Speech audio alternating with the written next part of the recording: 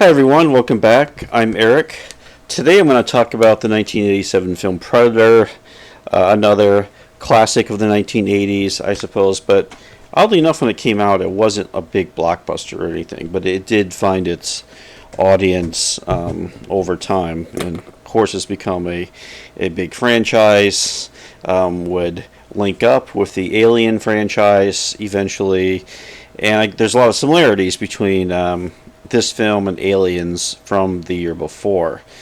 But this film, Predator, was directed by John McTiernan, who would go on to direct Hunt for October and Last Action Hero, and Die Hard, of course. Had an incredible run of movies, which Predator was the start of it. Arnold Schwarzenegger, of course, is really becoming one of the biggest movie stars around by this time. In 1987, he would have two sci-fi movies that year, and The Running Man would come out later that year. But Predator would become... It's a simple story. It's about a group of super soldiers, special forces, who handle hostage situations, and they are called in to go into a Central American country to rescue some hostages, and they run into an extraterrestrial being who is far more powerful than all of them put together.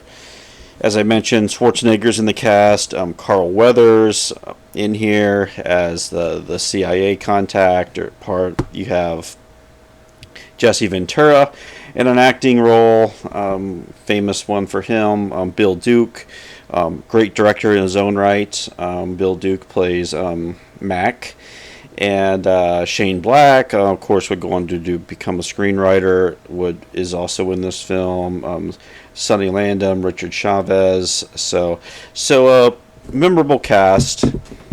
And like I said, the story, like itself, is pretty straightforward. It's really just about these super soldiers who, encounter this being.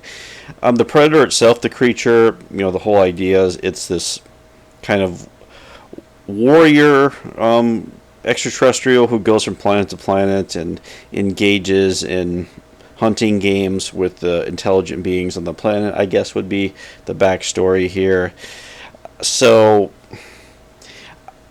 One way to think about this movie is I always look at it as more a Vietnam allegory on some level, just because it's pretty straightforward. We have a jungle setting, and we have the soldiers, the toughest soldiers with the best equipment. I believe in the commentary track, McTiernan talked about he really wanted the guns to be gigantic and huge and almost a parody of guns. And of course, as they eventually find out, the guns don't really serve them that well against the Predator. But they have all the best equipment. These soldiers have seen everything, and they come across an enemy that they simply cannot defeat. So there's definitely a lot of Vietnam, I think, at least iconography in the film. I think we could agree there at least. But also, this is the mid '80s, so you have the Reagan administration involved in a lot of shady things in Central America. The Iran-Contra scandal was breaking around this time, so you just had a lot of, as is true for a lot of American history, just a lot of shady militaristic things happening in Central America, and once they arrive there, they discover a previous group of soldiers had been there before, very much like Alien, and had been decimated, which they weren't told about. Then we get a big attack sequence where they go into the village to rescue the hostages, which is a really intense 80s, really big combat scene we get there. And then after that, of course, the Predator starts to pick them all off one by one as they try to figure out what to do.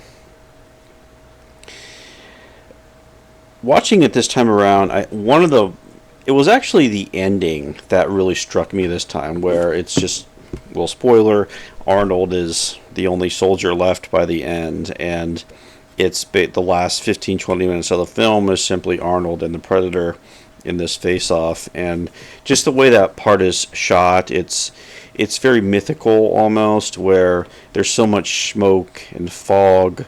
The coloring is evocative, almost as if this duel is taking place in some other plane or something. It's really interesting the way it's shot, and it's not like a typical, not a fist fight. It's not martial arts or anything. It's more of like this three-dimensional struggle going on between them, where they have to use the terrain and to defeat each other. So there was, yeah, that's what really struck me this time. Is just how that ending looked. It really brings up mythology. Like you think of things like monsters in mythology, like Beowulf, or any pick out your mythology, and I suppose you can make a comparison with Predator in this film. So it's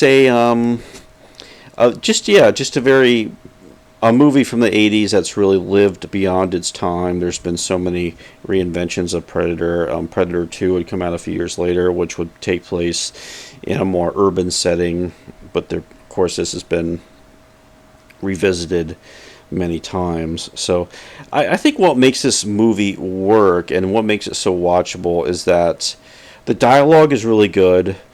All the characters are memorable, down to the most minor characters. Like everyone has this little signature about them that works. So that's there. I think McTiernan, like I said, the way he filmed action scenes was innovative, definitely for its time. I think giving you kind of a little bit more of a realistic feel, not like a typical war movie, which was often shot very conventionally, a lot of static shots, and the action in this movie has a real visceral quality to it, where you can really feel it and get a sense of, really uses the setting well as the film moves along. This was filmed in Mexico for the most part, and so it was, yeah, I know, a difficult shoot if you learn about that, but anyway, it's Predator, just a memorable movie from the 80s, and a very simple story, but told in this really epic, mythical way. So yeah, those are my thoughts on Predator. So thanks for watching, and I will talk to you later. Bye.